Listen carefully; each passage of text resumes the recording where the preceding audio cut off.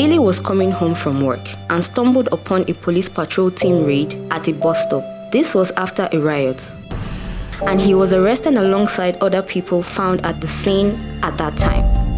While at the police station, Daly proclaimed innocence and did not pay the bail police requested of him. He was then transferred to the State Criminal Investigation and Intelligence Department, where he was charged and remanded for robbery. It was not until 3 months later that Daly was arraigned at the magistrate court for the first time. His case was adjourned and he was then taken back to prison. His case has since been from one adjournment to another, and for 8 years, this young, upwardly mobile, innocent youth was locked up and deprived of his freedom and his right to live.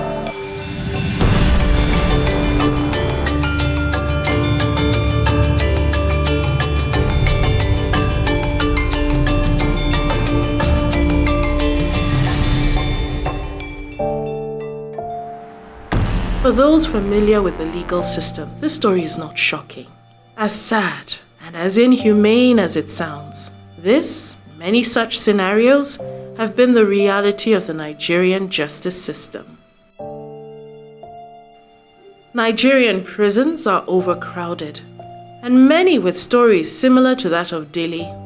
There are also timelines in terms of remand orders. That is, the police can hold people in custody for as long as possible.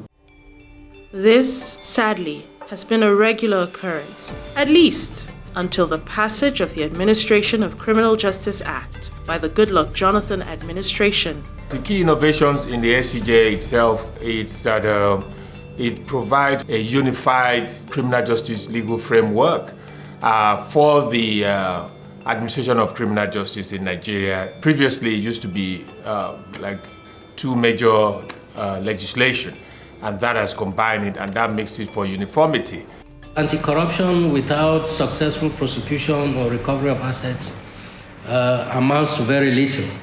So with the enhanced success brought by the ADJA, the anti-corruption agencies gained a lot of confidence and public trust from members of the public because of the results that they were posting. And all courtesy of ADJA, because ADJA facilitated that quick speed. MacArthur Foundation identified this pivotal moment and through its On Nigeria program took a systems approach to investing in organizations actively working to ensure the effective implementation of this act.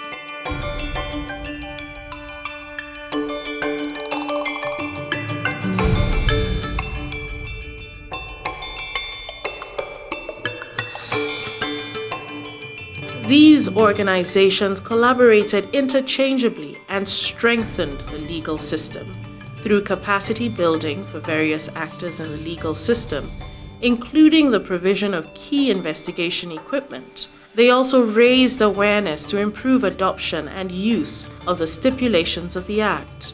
They monitored court processes and tracked judgments, especially on corruption cases. CDD is giving a push to the anti-graft agencies.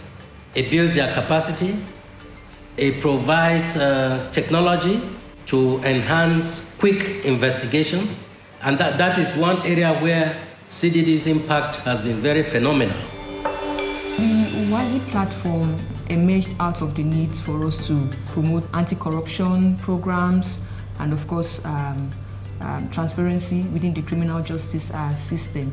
We want to be able to make court judgments on corruption easily accessible to the public. So Uwazi is a Swahili word which actually means openness. Why we think that is important is because in this era, we have seen in other crimes that courts are beginning to go digital. So we want to be able to bring such best practices to Nigeria. For corruption specific, we have about 219 court judgments on the Uwazi platform.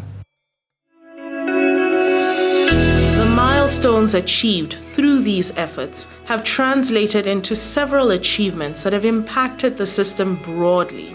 Some of these milestones include the adoption of the Act in 30 states across the country today. There are 6 states yet to domesticate the act, with 30 having already domesticated it. And in order to get them to domesticate the act, we need to continue advocacy, and the advocacy is currently being done by the Nigerian Bar Association, NBA, and by the International Federation of Women Lawyers, FIDA. Another milestone is a stronger government capacity that has led to speedier trials.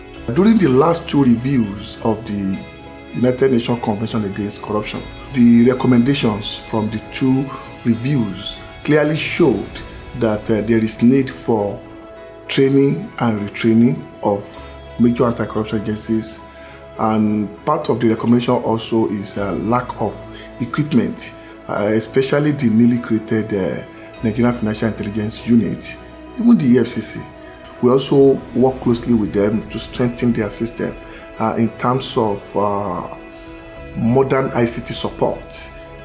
In addition, there's an increase of gender equity, most notably with women exercising their new legal rights to bail out others.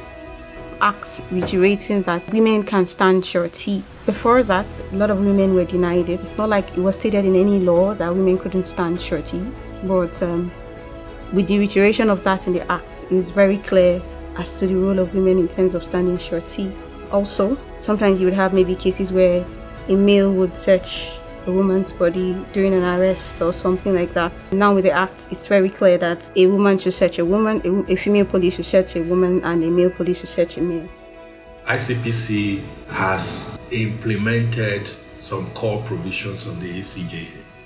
For instance, the interview rooms, every interview is recorded, and the system is on blockchain, both audio and video.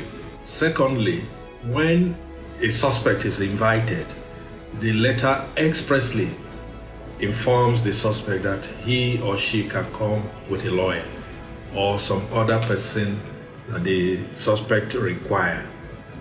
That also has been implemented, and interview sessions are conducted in the presence of lawyers where a defendant cannot afford the services of a lawyer. The Commission has an ongoing arrangement with the Legal Aid Council to provide legal aid.